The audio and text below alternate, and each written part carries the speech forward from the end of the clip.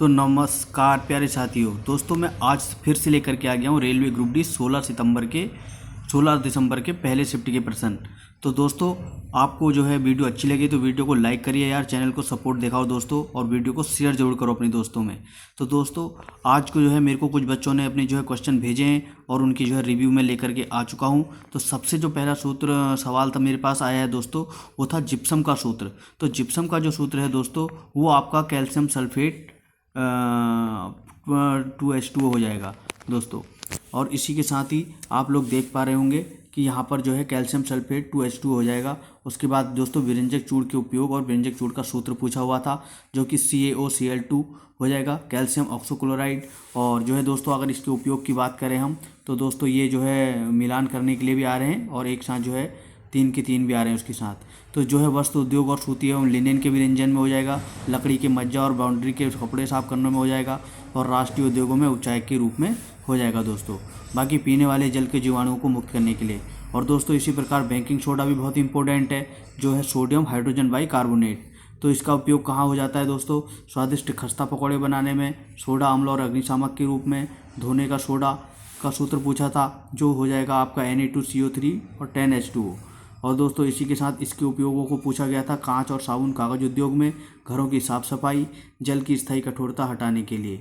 और दोस्तों इसी के साथ ही सर्वाधिक जड़त्व पूछा था तो जो वो हो जाएगा मनुष्य के शरीर में, और आवर्ती तथा तरंगदैर्घ्य का जो गुणनफल होता है वो कहलाता है वेग। बाकी चंद्रमा की सतह पर पृथ्वी की जो चाल है वो रहती है दोस्तों 0। और कांच का जो अपवर्तनांक पूछा गया था 1.5 होता है, प्रकाश का वेग होता है 2.10 गुणा 10 सेंटीमीटर पर सेकेंड। और दोस्तों इसी प्रकार जो और सवाल आया था वो आया था 1n2 के बारे में पूछा हुआ था जो होता है 1/2n1। और ये हो गया दोस्तों फोकस दूरी 1/f बराबर 2/5। इस तरीके करके कोई न्यूमेरिकल आया था दोस्तों, ये आपको वहीं पर दिख जाएगा। आगे के नेक्स्ट के शिफ्ट में जिन भी लोगों के एग्जाम है वो लोग दोस्तों इस रिव्यू को जरूर दे करके जाएं। आप लोग भरोसा रखिए, विश्वास रखिए, आप लोगों को 2 से 4 नंबरों का जरूर फायदा होने वाला है दोस्तों। फिर दोस्तों इसी प्रकार मेरे को आगे के सवाल बताए हुए थे, अगर आपने पिछली वीडियो नहीं देखी तो दोस्तों उसको देख लीजिएगा। तो उन्होंने एक सवाल यह आया था दोस्तों कि जब जो है श्वेत प्रकाश प्रिज्म से गुजरता है तो दोस्तों उसके साथ क्या होता है और कौन सा रंग सबसे ज़्यादा विचलित होता है, कौन सा रंग सबसे कम विचलित होता है। तो इसके लिए मेरे प्यारे दोस्तों आप लोगों को क्या याद करना है? विबग्योर के बारे में याद रखना है दोस्तों। इसमें हमारे 7 के 7 रंग आ जाते हैं। वी से violet, Indigo, brown, blue, green, yellow और रेड, ऑरेंज। तो दोस्तों इसी में इसने पूछा था कि जब श्वेत प्रकाश प्रिज्म से गुजरता है तो दोस्तों वो पूरे 7 भागों में विभाजित हो जाता है, जिसमें क्या बोलते हैं लाल रंग जो होता है वो सबसे कम मुड़ता है और बैगनी रंग जो है वो सबसे ज़्यादा मुड़ता है। बाकी जो है दोस्तों मध्य रंग जो होता है इसमें हरा होता है, द्वितीयक रंग मध्य रंग बोला जाता है हरे को। प्राथमिक रंग पूछे जाएंगे दोस्तों तो रेड, ब्लू और येलो हो जाएंगे, यानी कि लाल, नीला और पीला। और द्वितीयक रंग होते हैं दोस्तों मैजेंटा, मोरनी और पीला। वस्तु का जो रंग है दोस्तों वो उसकी तरंगदैर्घ्य पर निर्भर करता है। सर्वाधिक जो तरंगदैर्घ्य होती है वो लाल रंग की होती है। बाकी अब आता है दोस्तों वास्तविक सूर्यास्त और आभासी सूर्यास्त। दोस्तों इन दोनों सूर्यास्त में जो अंतर होता है वो 2 मिनट का होता है। बाकी दोस्तों न्यूनतम प्रकीर्णन जो रंग होता है वो लाल होता है, और तारे जो टिमटिमाते हैं वो प्रकीर्णन या अपवर्तन के कारण टिमटिमाते हैं दोस्तों। बाकी इंद्रधनुष में जो होता है, इंद्रधनुष में आपका अपवर्तन, विक्षेपण और आंतरिक परावर्तन होता है। ये जो है चारों उसमें होते हैं। अगर कभी पूछा जाए कि इंद्रधनुष में किस किस के कारण होता है तो अपवर्तन के कारण, विक्षेपण के कारण, आंतरिक परावर्तन के कारण। बाकी दोस्तों बातें वोल्टेज में, तो वोल्टेज का जो कार्य होता है, वोल्टेज जो बराबर होती है कार्य बराबर धारा गुणा समय, V बराबर W/IT।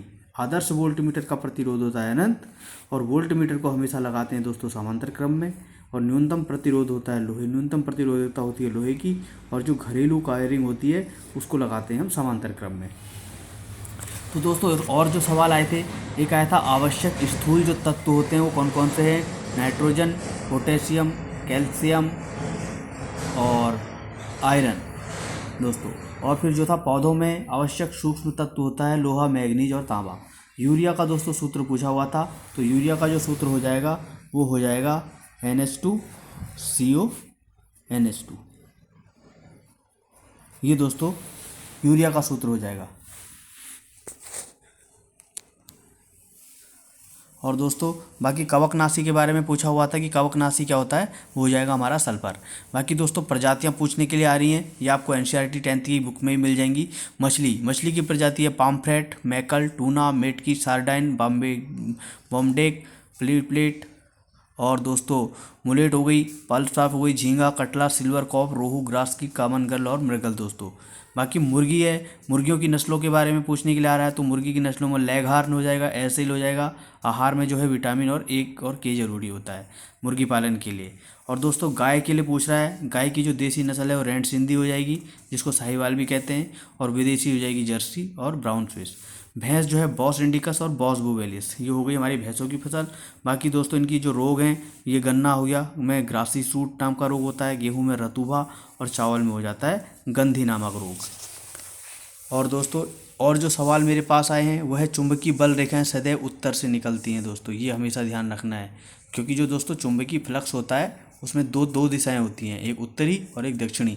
तो जो चुंबकीय बल रेखाएं होती हैं वो हमेशा उत्तर की ओर से निकलती हैं, चुंबक के भीतर दक्षिण से उत्तर की ओर जाती हैं।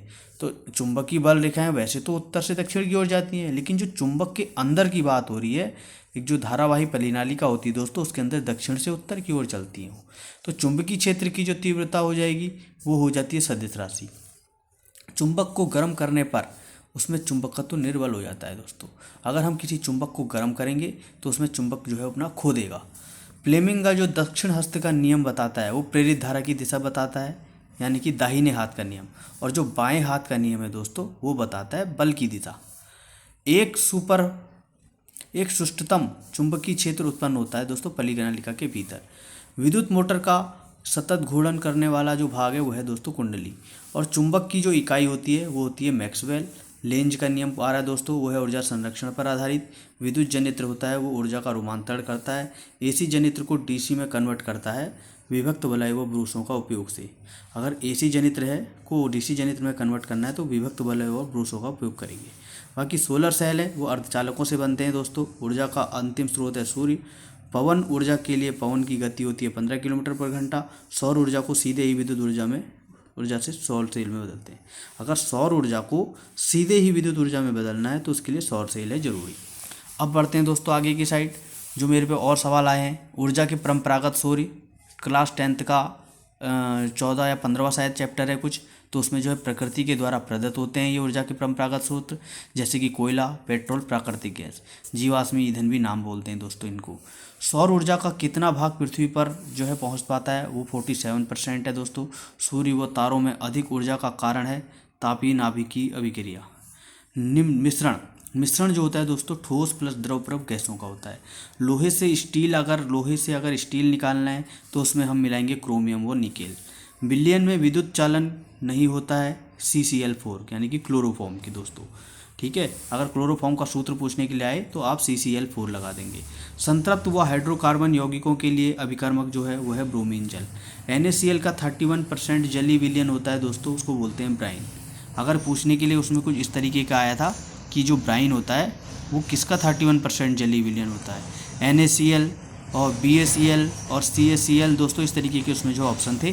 और जिस भी मेरे भाई ने NaCl लगाया होगा उसका ही है कलेक्ट हो गया होगा। तो टिंडल प्रभाव जो है वास्तविक विलयन में प्रदर्शित नहीं करता दोस्तों। क्रोमेटोग्राफी होती है, रक्त से नशीला पदार्थ अलग करने में क्रोमेटोग्राफी का उपयोग किया जाता है। अगर हमने किसी के खून में अगर नशे का पता लगाना है तो उसके लिए। बाकी लौह धातु का पिघलना जो है होता है भौतिक परिवर्तन। और एल्फा कण पर जो दोस्तों आवेश होता है वो होता है +2 का आवेश। लौह धातु को पिघलना होता है भौतिक परिवर्तन, और एल्फा कण पर जो आवेश है वो होता है +2।